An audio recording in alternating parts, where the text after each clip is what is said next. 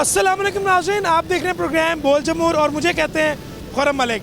नाज़रीन, आज के प्रोग्राम में हम बात करेंगे क्योंकि मुंशियात एक लानत है और हम देख रहे हैं कि अब हर गली मोहल्ले में जो है मुंशियात का इस्तेमाल जो है वो आम हो चुका है। जैसे ही अनमोल पिंकी पकड़ी गई, कुछ इंकशाफात हुए, उसके बाद पता लगा कि लाहौर के भी इलाकों में जो है वो मुंशियात फरोशी की जा रही है और सरेआम मुंशियात जो है वो नौजवानों में बेची जा रही है। ये क्यों बेगार जो है वो बढ़ता चला जा रहा है और मुंशियात एक लानत है और इस लानत से जो है वो माशरा तबाह होता हुआ दिखाई दे रहा है। तो प्रोग्राम में तफसीलन शहरियों से भी बात करेंगे, उसके साथ साथ माहिर नफ्सियात से बात करने की कोशिश करेंगे और जानेंगे कि वो क्या समझते हैं कि बिगाड़ क्यों बढ़ता चला जा रहा है। नौजवान नस्ल जो है वो तबाह होती दिखाई दे रही है, आइस का इस्तेमाल किया जा रहा है, उसके साथ साथ ड्रग्स दिए जा रहे हैं, उसके साथ साथ कोकेन का इस्तेमाल किया जा रहा है और पिल्स का इस्तेमाल किया जा रहा है। पार्टीज में खुसूसन जो है ये मुंशियात जो है वो आम हो चुकी है, शराब नोशी आम हो चुकी है। तो ये बुनियादी वजह क्या है, इस प्रोग्राम में तफसीलन बात करने की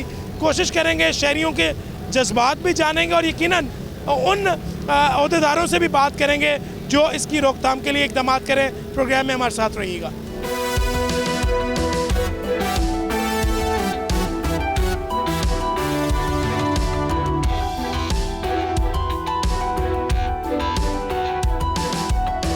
जी नाज़रीन, इस वक्त हमारे साथ शहरी मौजूद हैं, शहरियों से जानते हैं कि ये बिगाड़ क्यों बढ़ता चला जा रहा है।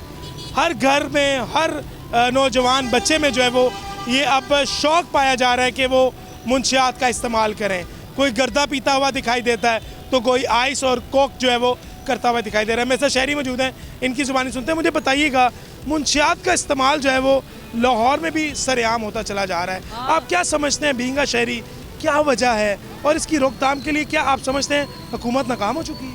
नहीं सर, हुकूमत नाकाम तो नहीं हो चुकी, लेकिन इनको सख्त एक्शन लेना चाहिए। इस पे सबसे पहले तलीम पर तवज्जो देनी चाहिए। ये तलीम बहुत हमारे माशरे में, हमारे मुल्क में बहुत कम है, जिसकी वजह से जहलियत बहुत फैलती जा रही है और गुर्बत बहुत है। इधर कुछ इक़दामात नहीं है जिसकी वजह से हर बंदा चोरी की तरफ, नशे की तरफ बढ़ता जा रहा है। हुकूमत को सख्त एक्शन इस पे लेना चाहिए। बड़ी वैलिड बात की है शहरी ने और यकीनन तालीम देनी चाहिए नौजवानों को, लेकिन हमारी नौजवान नस्ल पढ़ाई के साथ साथ जो है वो नशों में लगी हुई हैं और नशावर चीज़ें जो हैं वो इस्तेमाल कर रही हैं। और भी शहरी मौजूद है। बेटा मुझे बताइएगा, आप पढ़ते हो कि क्या करते हो? जी अल्हम्दुलिल्लाह, मैंने एफएससी की हुई है। एफएससी की है, पढ़ते हो? हाँ जी। कभी नशे का इस्तेमाल किया? नहीं।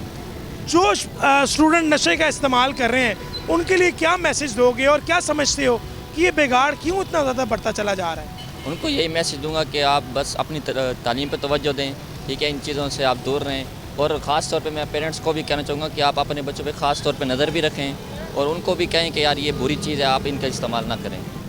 जी बिल्कुल, आपने बात सुनी है। ये स्टूडेंट है जिसकी जानिब से मैसेज दिया जा रहा है तमाम उन तालिब इल्मों को जो यूनिवर्सिटीज़, कॉलेज और स्कूल में जो है वो नशावर अद्वियात का इस्तेमाल कर रहे हैं। मेरे साथ और भी शहरी मौजूद हैं। अस्सलाम वालेकुम। वालेकुम सलाम। सर, क्या नाम है आपका? शकील अंजुम। शकील भाई, मुझे बताइएगा, ये हमारा खुसूसी प्रोग्राम है मुंशियात के हवाले से। कराची से एक अनमोल पिंकी जो है वो बदनाम ज़माना मुंशियात फरोश जो है वो उसे गिरफ़्तार किया है। उसके बाद अब तमाम अदारे जो हैं वो हरकत में आए हैं। आप क्या समझ सकते हैं, आप क्या समझ रहे हैं कि ये बिगाड़ क्यों बढ़ता चला जा रहा है और आप क्या कहना चाहेंगे इसकी रोकथाम के लिए? क्या आप समझते हैं हुकूमत नाकाम हो चुकी है? असल में मसला ये है कि अगर शुरू दिन से इन चीज़ों पे जो है ना अदारे वर्किंग कर रहे होते तो ये चीज़ सामने ना आती। ये अदारों की भी नाअहली है और इतना बड़ा उसने अपना नेटवर्क किया हुआ था और जो है ना वो लाहौर में भी बहुत से लोग गिरफ़्तार हुए हैं, उसमें नेटवर्क के अंदर आ रहे हैं काफ़ी चीज़ें। तो ये मेरा ख्याल है कि ये चीज़ें टाइम टू टाइम होती रहें और अदारे वर्किंग करते रहें, अपना हर अदारा अपना काम करे तो ये चीज़ें ना हों। मेरे साथ शहरी मौजूद हैं, यकीनन शहरियों के जज्बात जानेंगे क्योंकि साहिब औलाद हैं, ये भी शहरी साहिब औलाद हैं। इनसे जानते हैं कि नौजवान बच्चे, नौजवान तबका नशे में क्यों लगता चला जा रहा है। सर, बहुत शुक्रिया वक्त देने के लिए। मुझे बताइएगा, ये आज खुसूसी प्रोग्राम हम सिर्फ मुंशियात के ऊपर कर रहे हैं क्योंकि मुंशियात की लानत जो है वो हर घर में तकरीबन घुस चुकी है। इसकी बुनियादी वजह क्या, आप क्या समझते हैं, किसको कसूरवार जो है वो ठहराते हैं? क्या माँ बाप कसूरवार है कि अदारे कसूरवार हैं? अदारे कसूरवार हैं क्योंकि उन्होंने ना स्पोर्ट्स के लिए कोई जगह छोड़ी नहीं है। स्पोर्ट्स थी, बच्चे बिजी रहते थे, कोई क्रिकेट में है, कोई हॉकी में है, किसी किस्म की भी कोई स्पोर्ट्स है, एक्टिविटी ख़त्म हो चुकी हुई है। जब एक्टिविटी ख़त्म होती है बच्चे तन्हाई महसूस करते हैं, फिर वो कोई ऐसी चीज़ इस्तेमाल करते हैं जिससे उनको सुकून मिलता है। वो करते करते अब वो आप देखेंगे पीछे आपका रश लगा हुआ सारा। आपके माशाल्लाह कितने बच्चे हैं? मेरे 3 बच्चे हैं माशाल्लाह। बेटे कितने हैं? एक बेटा मेरा स्कूल जाता है, कॉलेज जाता है? स्कूल जाता है, कौन सी क्लास में पढ़ता है? मेरा 2 क्लास में है। 2 क्लास में पढ़ता है। तो मुझे बताएं, अक्सर औकात स्कूलों में, कॉलेजेस में और यूनिवर्सिटीज़ में हमें सुनने को मिलता है कि बच्चे जो हैं वो सरेआम नशा करते हैं। आपको भी सुनने को मिलता होगा। तो अपने बच्चे को आप किस तरह बचाएंगे जब बच्चा वहाँ जाएगा तालिब इल्म तालीम हासिल करने के लिए? एक पेरेंट्स जो हैं वो अपने बच्चे को भेजते हैं, वहाँ अगर जाके वो नशा इस्तेमाल करता है तो पेरेंट्स को किस तरह नज़र रखनी चाहिए? पेरेंट्स को खुद मोटिवेट करना चाहिए उसको। जब पेरेंट्स खुद मोटिवेट करेंगे उसको टाइम देंगे, उसके लिए स्पोर्ट्स का छोटा मोटा सा कोई अरेंज करेंगे, चाहे घर में करें, गली महल्ले में करें, ठीक है ना। बच्चे की एक्टिविटी होगी, उसको पता होगा मैंने ये काम कर रहा है, मैंने बुरी सोसाइटी में नहीं बैठना।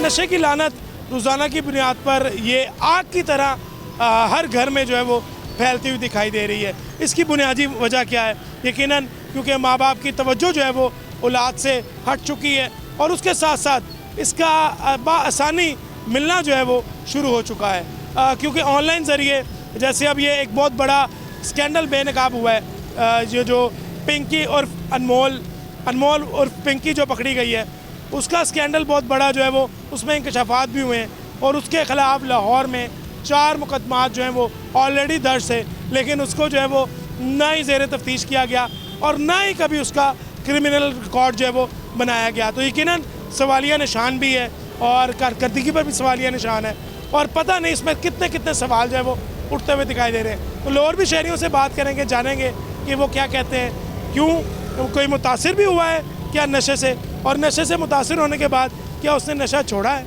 मज़ीद लोगों से बात करेंगे, हमारे साथ रहिए। बिल्कुल जी नाज़रीन, नौजवान बच्चों की बात हो रही थी, नौजवान लड़कों की बात हो रही थी, क्योंकि नौजवानों में बढ़ता हुआ रुझान पार्टीज़ का सरेआम दिखाई देता है। लाहौर के पोश इलाकों में रात के अंधेरों में जो है वो पार्टीज़ की जाती हैं। मेरे साथ एक नौजवान शहरी मौजूद है, जिनके इनसे बात करते हैं। अस्सलाम वालेकुम जी। वालेकुम सलाम। कितनी उम्र है आप?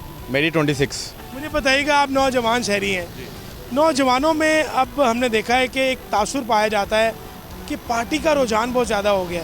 जो पार्टी नहीं करता वो उसको नौजवान नहीं समझते हैं। क्या आप वाकई आप भी पार्टी करते हैं कि नहीं? देखें जी, अस्तगफुरुल्लाह, हम तो इस चीज़ से बहुत दूर हैं, ठीक है। मैं ये समझता हूँ कि इस चीज़ में सबसे पहले आपकी सेहत का ज़िया है, उसके बाद आपके पैसे का ज़िया है और वेस्ट ऑफ टाइम है। पार्टीज़ वो लोग करते हैं कि जो ड्रग्स बहुत ज़्यादा ले रहे हैं। पार्टीज़ बेसिकली नाम ही ड्रग का है। और जिस तरह हमारे पाकिस्तान में जो ड्रग डीलर पकड़ी गई है, अनमोल और पिंकी, मैं कहता हूँ कि ये हमारी पाकिस्तान की जो पुलिस है उसने बहुत अच्छा काम किया है, क्योंकि ये ड्रग्स का रुझान जो बढ़ता हुआ है ना, वो नौजवान की नस्लों को तबाह कर रहा है। बिल्कुल जी, बड़ी वैलिड बात है। मुझे आप बताइएगा, आपका क्या नाम है? साद नाम है जी मेरा। साद कितनी उम्र है? 20 साल।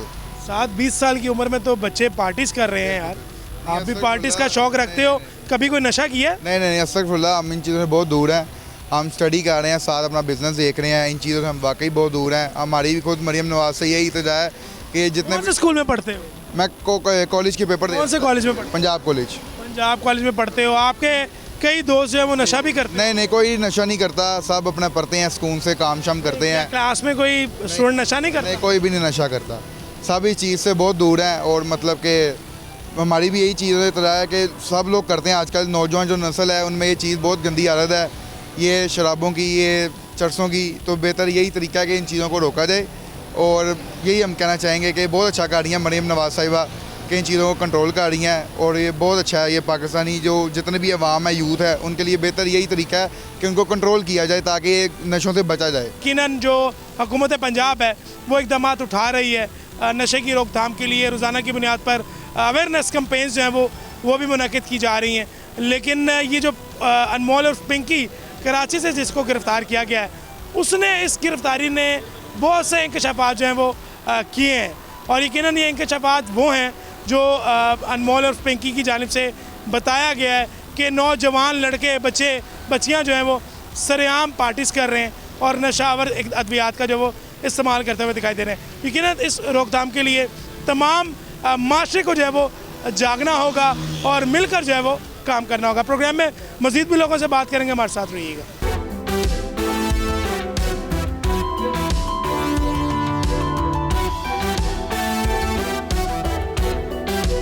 वेलकम बैक नाज़रीन। बिल्कुल जी, हम ये खसूसी प्रोग्राम जो है वो ड्रग्स के हवाले से है, क्योंकि लाहौर समेत पंजाब भर में ड्रग्स माफिया भी मुतारिक है। उसके साथ साथ ड्रग्स की लानत जो है वो हर घर तक पहुँच चुकी है और पुलिस जो है वो कार्रवाइयाँ भी कर रही है, रोकथाम के लिए इकदाम भी उठा रही है, क्योंकि हुकूमत पंजाब की जानिब से जो है वो इकदाम उठाए जा रहे हैं और कहा जा रहा है कि मुंशियात फरोशी जो है वो उसे बिल्कुल रोका जाए। हमारे साथ साबिक पुलिस इंस्पेक्टर शेख हमाद साहब मौजूद हैं, क्योंकि इनसे बात करेंगे इस केस से रिलेटेड, क्योंकि पिंकी एक किरदार, एक करैक्टर जो है वो मंजर आम पर आया है और वो करैक्टर बड़ा इंकशाफ जो उसने किए हैं, बड़े हैरानकुन इंकशाफात हैं। उनकी जानिब से, पिंकी की जानिब से बताया जा रहा है कि पुलिस अफसरान के साथ मिलके ही पूरे लाहौर में जो है वो ड्रग्स बेची जा रही। शेख हमाद साहब की ज़बानी सुनते हैं। शेख साहब, बहुत शुक्रिया वक्त देने के लिए। शेख साहब, आपने काफ़ी अर्सा पुलिस को सर्व किया, पुलिस के साथ काम किया और आप बड़े बड़े अच्छे ओहदों पर जो है वो फाइज रहे, बड़े अच्छे अच्छे थानों में बतौर SHO आपने काम किया। शेख साहब, ये पिंकी करैक्टर कभी आपके नज़दीक गुजरी है? कभी पता चला था कि आपने कभी कोई अपने थाने में मुकदमा दर्ज किया हो कि जिस पर पिंकी का जिक्र हो? नहीं, कुदरती बात है, मेरे नॉलेज में नहीं है, ना ही कोई ऐसा वाक़या मेरे होते हुए पेश आया है। अगर होता तो सिनेरियो कुछ और होता, क्योंकि मंशियात, आपको पता है, मंशियात के बारे में मेरी पॉलिसी बड़ी सख्त रही। जबकि मैं खाने में भी रहा हूँ तो मैंने किसी मंशियात फरोश को मर्ज़ी से मंशियात नहीं बेची, लुक छुप के उसने बेच ली, अदरवाइज़ मैंने हर बंदे को वहाँ पकड़ के कार्रवाई की। ये बताइएगा, हमने सुना ये था कि FIR दर्ज कर दी जाती है और 9C के मुकदमे में 4-5 साल जान नहीं छूटती, लेकिन इन केसेस में बड़ा अजीबोगरीब इत्तेफाक हुआ। जो पिंकी से रिलेटेड केसेस हैं, जो उसके भाई पर कोट लखपत के इलाके में एक मुकदमा दर्ज हुआ, इसी तरह इकबाल टाउन, लियाकताबाद और मुख्तलिफ वादत कॉलोनी में एक मुकदमा जो है वो दर्ज हुआ। लाहौर में अभी तक 4 मुकदमा की तफसील जो है वो सामने आ चुकी है। क्या ऐसी तफ्तीश पुलिस की जानिब से क्या की गई है कि अगले रोज़ ही या उसी साल, बल्कि ज़मानत नहीं, बरी कर दिया जाता है? ये क्या, आपको क्या लगता है? आप जाहिर है आप पुलिस अफसर हैं और साबिक अच्छे ओहदों पर फाइज रहे हैं, बीइंग अ पुलिस ऑफिसर, क्या समझते हैं, क्या अंडरस्टैंडिंग है? जो मुझे लग रहा है क्या वैसे ही है? बिल्कुल जी, देखें, मंशियात का एक ऐसा केस है, अगर जिसमें आप प्रॉपर तफ्तीश करें, हर पहलू पर तफ्तीश होनी चाहिए, लेबॉर्ट्री की रिपोर्ट होनी चाहिए, फोरेंसिक साइंस की रिपोर्ट होनी चाहिए, हर तरह अगर आप बयान उसके होने चाहिए, अगर प्रॉपर आप करते हैं तो मेरा नहीं ख्याल कि इतनी जल्दी 9C में बेल हो जाए, क्योंकि ये बड़ा सख्त जुर्म है और इसमें सज़ाए मौत तक है सज़ा। लेकिन इसमें ज़ाहिर है कि इसमें काफ़ी खला छोड़ेंगे।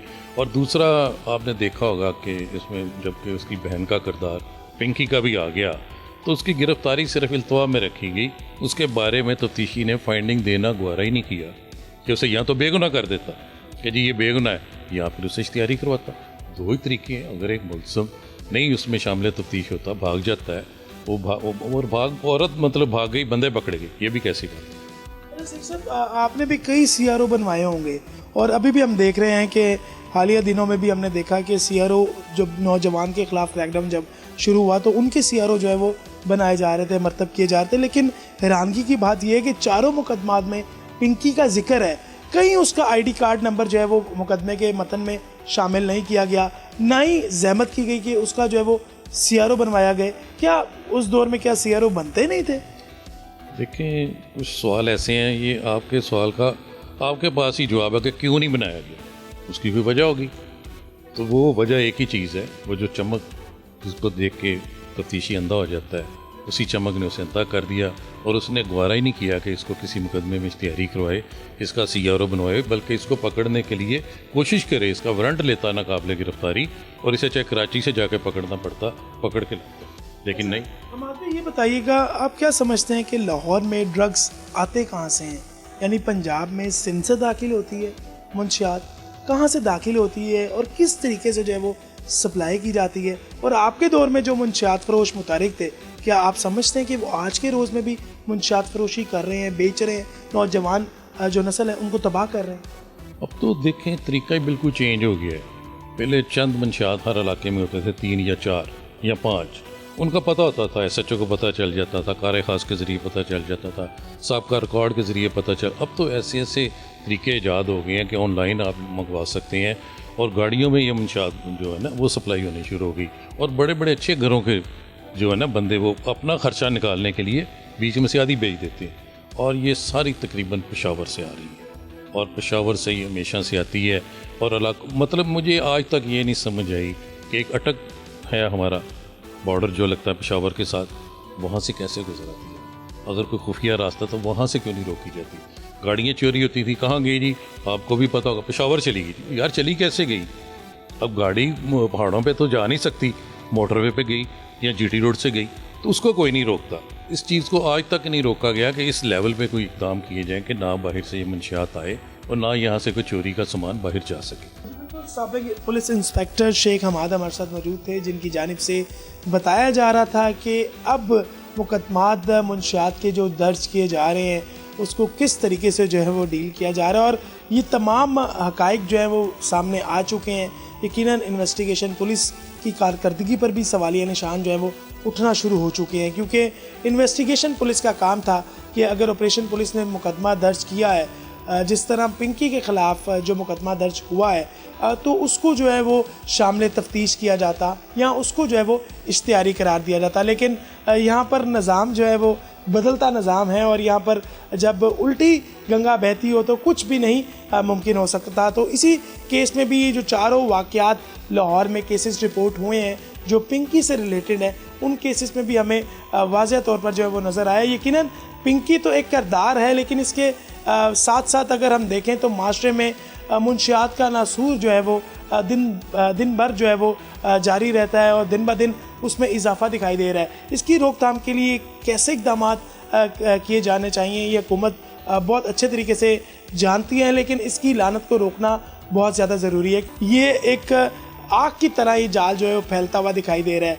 हर घर के अंदर जो है वो मुंशियात का इस्तेमाल होता दिखाई दे रहा है, क्योंकि अब वो दौर नहीं, एक वक्त था जब बच्चे तालीम हासिल करने यूनिवर्सिटी कॉलेज स्कूल जाते थे, लेकिन अब वो तालीम के साथ साथ मुंशियात का इस्तेमाल करने के लिए जो है वो स्कूल कॉलेज यूनिवर्सिटी जाते हैं। तो आज के प्रोग्राम में हमने कोशिश की कि हम तमाम हक़ाइक़ जो है वो सामने रखें और बात करें, क्योंकि बड़ा अहम मौजू था ड्रग्स के हवाले से, क्योंकि मुंशियात की रोकथाम नहीं होती दिखाई दे रही है। जिस तरह ये पिंकी का किरदार सामने आया, जिस तरह उसको अदालत में पेश किया गया, यकीनन उसने निज़ाम का तमाम जो चट्टा भट्टा है वो खोल दिया है और सबको बता दिया है। तो आज के प्रोग्राम के लिए हमें इजाज़त दीजिए। इंशाल्लाह अगले प्रोग्राम में फिर आपके साथ मिलेंगे और नई स्टोरी के साथ हाजिर होंगे।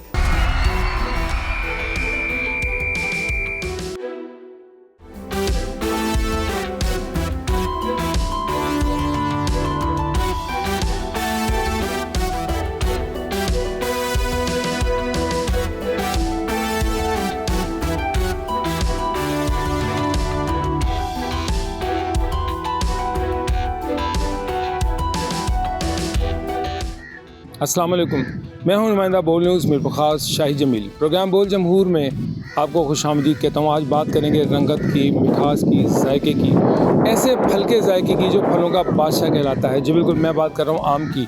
मीर बुखास का जिक्र हो और आम का जिक्र ना हो, ये मुमकिन नहीं है। मीर बुखास का आम पाकिस्तान के साथ साथ दुनिया भर में अपनी ख़ास शनाख्त रखता है और मीर बुखास के आम को ये खासा भी हासिल है कि आमों के शायकीन के हाथों में सबसे पहला आम जो है वो मीर बुखास का ही आम पहुंचता है। बागात से तुड़ाई शुरू हो चुकी है, मंडियों में पेटियों में भराई शुरू हो चुकी है और उसकी तरसील का अमल भी शुरू हो चुका है। रोज़ाना की बुनियाद पर जो पाकिस्तान भर से ठीक जो व्यापारी हज़रात मीर बुखास आए हुए हैं वो अपने शहरों को दर्जनों ट्रक रोज़ाना भेज रहे हैं और आमों की शायकीन तक वो आम पहुंच रहा है। मैं आपको बताऊं कि 30,000 एकड़ पर फैले हुए मीर बुखास के आमों के बागात से 250 इकसाम के आम हासिल किए जाते हैं, जिसका जायका और खुशबू और जो उसकी रंगत है वो बड़ी मुनफरिद है। मीर बुखास का सिंधली आम जो है वो सबसे ज़्यादा मकबूल है, क्योंकि मीर बुखास से ही सिंधली आम को मुतारिफ़ कराया गया था और भारत से 4 शाखें पाकिस्तान लाई गई, हार्टिकल्चर के ज़रिए मीर बुखास लाई गई और 2 शाखें जो है वो काशेलो फार्म में लगाई गई और 2 सिंधी के एक फूड फार्म में लगाई गई, जिसकी मिल्कियत मोहम्मद खान जुनजो की थी, जो साबिक प्राइम मिनिस्टर भी थे। सिंधली आम की रंगत और जायका सिर्फ मीर बुखास के आम में ही पाया जाता है। मैं आपको बताऊं कि जून के पहले हफ्ते में मीरपुर ख़ास में एक मैंगो फेस्टिवल भी लगाया जाता है, जो पाकिस्तान में लगने वाले मैंगो फेस्टिवल से, आमों की नुमाइश से सबसे बड़ा फेस्टिवल कहलाता है। पूरे पाकिस्तान से शायकीन उस फेस्टिवल को देखने के लिए आते हैं। तो अब चलते हैं ज़राई माहिर की जानिब, उनसे भी तफसीलात मालूम करते हैं कि कितना आम मीरपुर ख़ास से उतरता है, कितना एक्सपोर्ट होता है और कितना हमारे पाकिस्तान के शायकीन के हाथों में जाता है।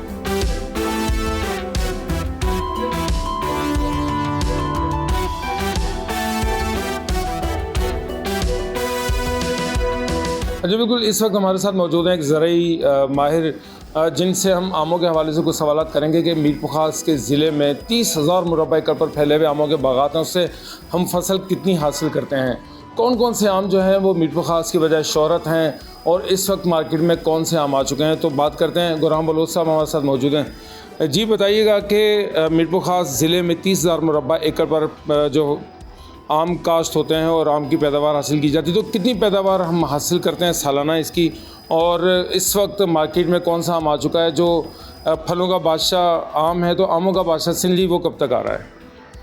बिस्मिल्लाहिर्रहमानिर्रहीम। जैसा कि आपको मालूम है कि मीरपुर ख़ास जो है वो सिटी ऑफ मैंगोज़ कहलाती है, और सबसे पहले आमों का तजुर्बा गाह जो है यहाँ सिंध हार्टिकल्चर रिसर्च इंस्टीट्यूट है अभी तक, और उसी में जो है ये आम हमारे फैले, जिसमें हमारी ख़ास वैरायटी जो है वो सिंदड़ी है, गुलाब खासा है, चौंसा है, लंगड़ा है, ज़ाफ़रान है, बैंगन पली है। तो ये मेन वैरायटीज़ हैं, और इनमें ख़ास तौर हमारा जो यहाँ मीरपुर ख़ास में वो 30,000 एकड़ पर जो है ये आम हमारे मतलब लगे हुए हैं, और उनकी सालाना पैदावार तकरीबन 70,000 मेट्रिक टन होती है, जिसमें से हम जो है 5% हम एक्सपोर्ट करते हैं और बाकी हमारी पूरे पाकिस्तान में मतलब आम जाती है।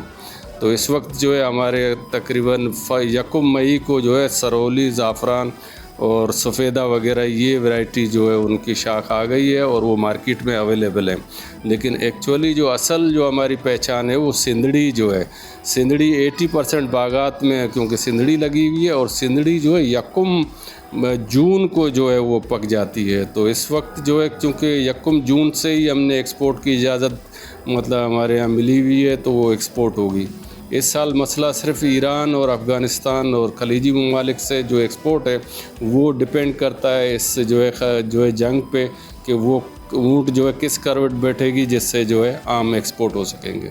गुरहाम साहब ये बताइएगा कि फ्यूल बहुत ज़्यादा महंगा हो गया, तो उसकी वजह से एक्सपोर्ट में कितना फ़र्क आ रहा है, और पाकिस्तान में भी मुख्तलिफ़ शहरों में जब हमारा आम जाता है तो जो गुज़िश्ता साल 150-200 रुपये किलो तक आम रहा है, और आज किस कीमत तक पहुंचने का इम्कान है आम का? तो अभी क्योंकि तेल महंगा होने की वजह से ट्रांसपोर्टेशन के अखराजात जो है वो बढ़ गए हैं, और उस वजह से जो है आम वो जो है पूरे पाकिस्तान में सप्लाई चेन जो हमारी वो मुतासर हो रही है, और इस वजह से जो है ख़ास तौर पे आम अगर पाकिस्तान में ही महंगा हो सकता है, लेकिन क्योंकि बल्क में हमारी पैदावार तकरीबन पूरे पाकिस्तान में वो 20,000 मेट्रिक टन जो है वो उम्मीद है कि इस साल पैदावार होगी, जिसमें से हम 1.5 से 2 लाख टन जो है वो एक्सपोर्ट कर सकेंगे। लेकिन वो डिपेंड, मैंने जैसे कहा कि वो जो है ईरान और अमेरिका की जंग के वजह से मुतासर होगी, लेकिन इस साल जो है यहाँ पर आम वाफिर मकदार में होंगे, लेकिन ट्रांसपोर्टेशन के अखराजात ज़्यादा हैं। हाँ जी बिल्कुल, इस वक्त 3 इक़साम के आम जो हैं वो मार्केट में मौजूद है। मार्केट में चलेंगे, वहाँ पर जो ख़रीदार हैं आमों के, उनसे बात करेंगे कि वो कितनी शिद्दत से सिंधी आम का इंतज़ार कर रहे हैं, और ये जो इस वक्त मार्केट में आम मौजूद हैं इसको कितनी रग़बत से वो ले रहे हैं और कैसे खा रहे हैं। तो चलते हैं बाज़ार की तरफ और आवाम से बात करते हैं।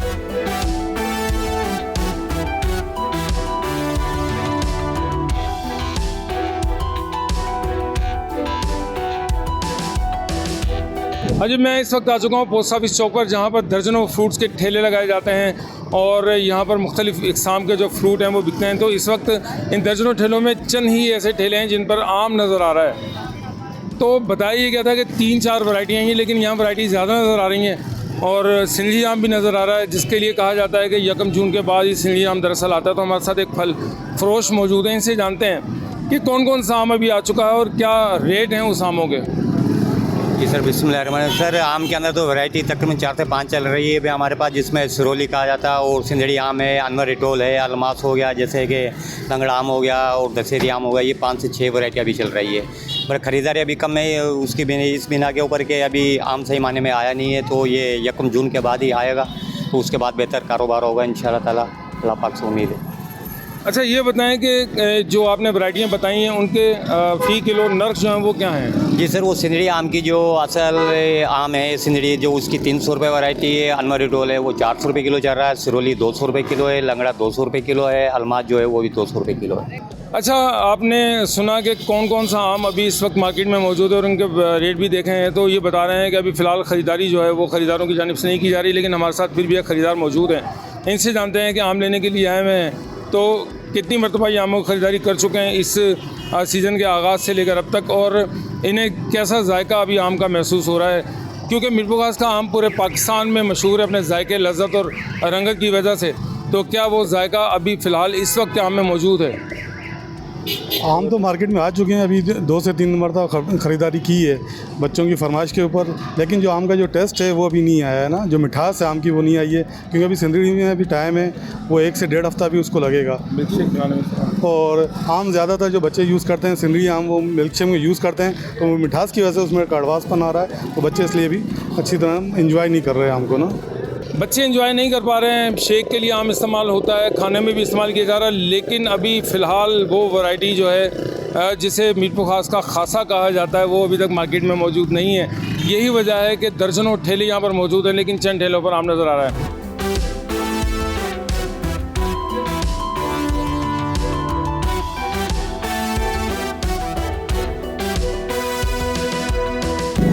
हाँ जी बिल्कुल, मैं इस वक्त मौजूद हूँ मीरपुर खास की फ्रूट और सब्ज़ी मंडी में, जहाँ पर मेरे इर्द गिर्द आप देख सकते हैं कि हज़ारों की तादाद में आमों की पेटियाँ मौजूद हैं, जबकि कहा जा रहा है कि अभी सीज़न जो है वो पीक पर नहीं पहुँचा है, इब्तिदा है, तो इब्तिदा में कितनी रोज़ाना की बुनियाद पर पेटियाँ आ रही हैं। और यहाँ पर मीरपुर खास में जो पूरे पाकिस्तान भर के व्यापारी हज़रात हैं वो भी आ चुके हैं, डेरे डाल चुके हैं और अपने शहरों को सैकड़ों की तादाद में रोज़ाना की बुनियाद पर जो है ट्रक रवाना कर रहे हैं। मेरे साथ पंजाब से राजनपुर से आए हुए एक व्यापारी मौजूद हैं, इनसे जानते हैं कि कितनी पेटियाँ यहाँ से रोज़ भिजवा रहे हैं और मीरपुर खास ही को ये क्यों आमों की ख़रीदारी के लिए सिलेक्ट करते हैं। अस्सलाम वालेकुम, मैं शेख लियाकत अली पंजाब जामपुर से बात कर रहा हूँ, मीरपुर मंडी से। इस वक्त यहाँ मैं हर साल आता हूँ। इस मंडी से तकरीबन 2 गाड़ी, 1 गाड़ी, 3 गाड़ी रोज़ाना ख़रीद के मैं इंशाल्लाह बेचता हूँ। मीरपुर का आम बड़ा खूबसूरत है, रंगदार है और मीठा है, हमारे इलाकों में बहुत पसंद किया जाता है। इंशाल्लाह मार्केट में इस टाइम 25-30 हज़ार पेटी आ रही है, बढ़ रही है रोज़ाना।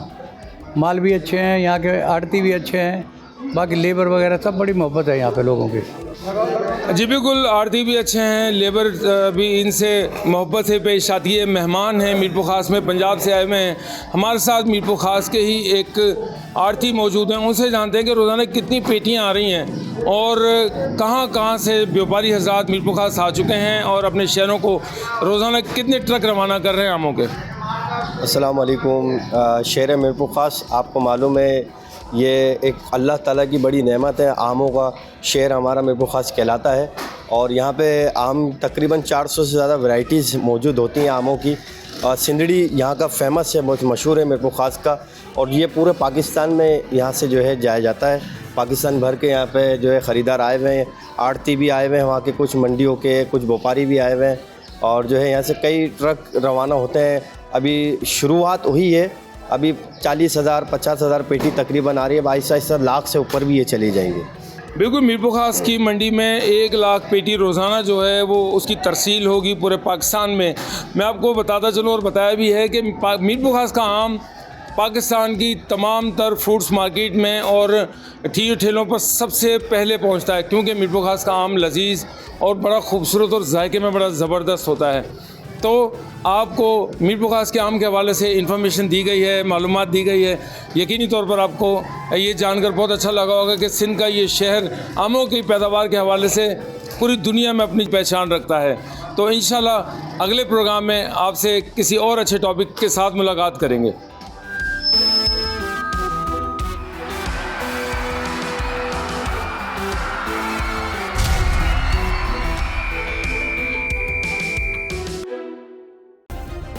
सब्सक्राइब करें और बेल दबाएं ताकि कोई खबर रह न जाए।